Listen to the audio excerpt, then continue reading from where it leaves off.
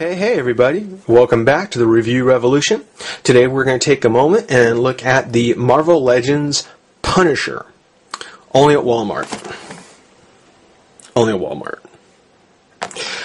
On the pack, you can see on the side we've got all the different pictures of the Punisher and the Marvel Legends logo. Got another picture of him there too. Now, I'll be honest, let you know where I'm coming from on this. I'm not a big Punisher fan. I don't really care for the character. I don't see anything particularly impressive about some guy wearing a skull t-shirt and guns. That's, okay. But he's got a huge following. He got some movies. So for those of you out there who like him, now you've got a Marvel Legends. He is part of the Nemesis wave. And he does actually come with the left arm of Nemesis. On the back are the other characters that are in the wave. Tigra, which we've already done.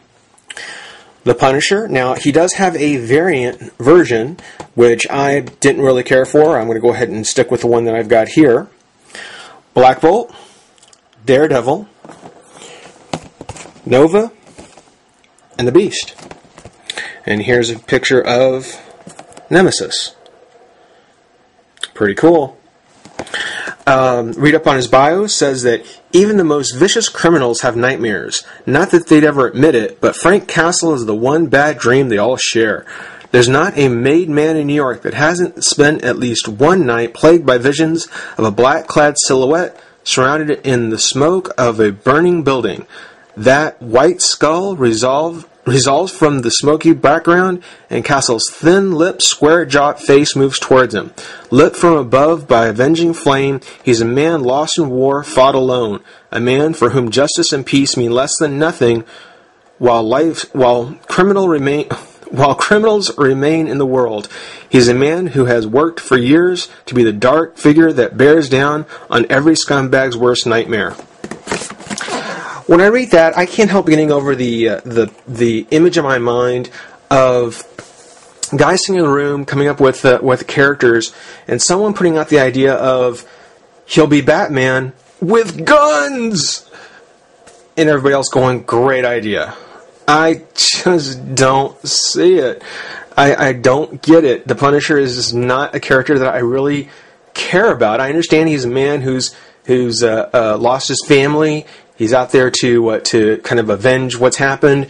It's the Batman story. It's a variation on the Batman story, but at least in the Batman story there is more intrigue. There's not this sense of let's take and start flying bullets everywhere. That is not the kind of thing I think my hero should have. He's not necessarily even a hero. I can see people already saying, well, he's not a hero, he's a vigilante. Either way, I don't think that's the kind of thing that we should put out there. But again, kids out there, young boys, Punisher's cool. Well, now you got your figure.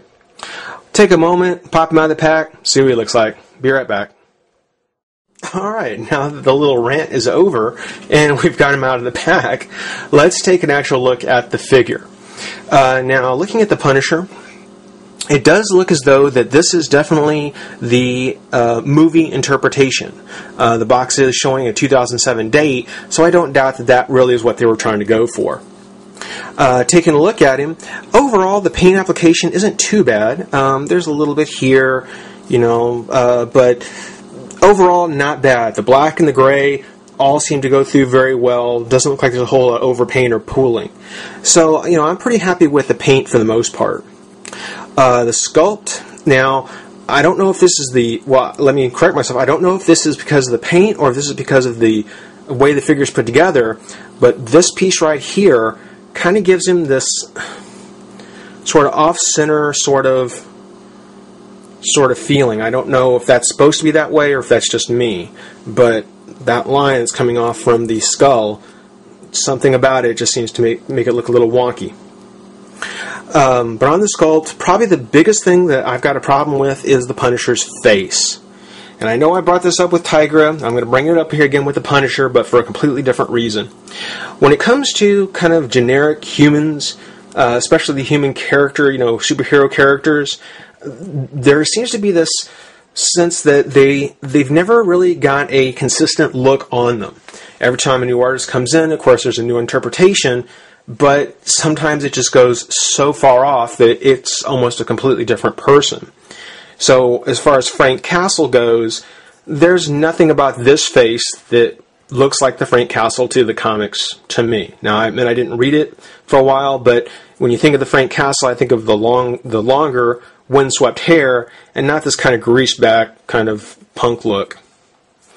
I also, mainly because of the movie, I don't really care for the combat look. I think that the putting him in his traditional black with the skull and the belt, that's the kind of thing I want to see, not some, crazed military guy, which is, for the most part, what he is. In the way of articulation, great articulation, fine articulation. He's basically just a human form. So, of course, he's going to have the up, the down, the left, the right. The arm comes up, pivots, got a bend at the elbow, got a bend at the wrist, no hinge like you saw in Tigra. His torso does have a articulation, a ball, so it gets the twist and the crunch. The leg does have a fair amount of range of movement. The knee does bend. There's double joint at the knee, which I've gone on about this before. I don't like double knee joints. They just don't, on this size figure, I don't see the point of having a figure that can do this.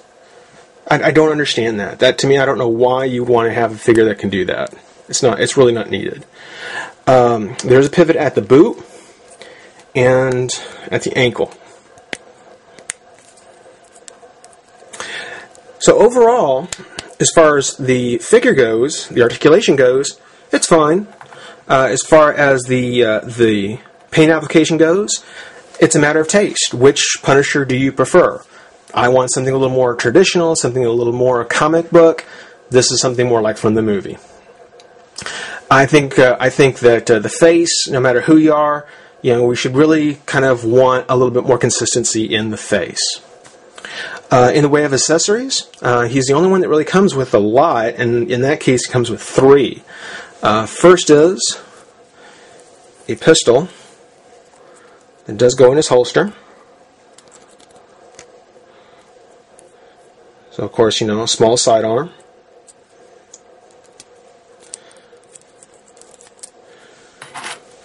His machine gun, which I don't doubt is one of the bigger draws. That's why they packaged him holding it. And then finally, the arm of Nemesis.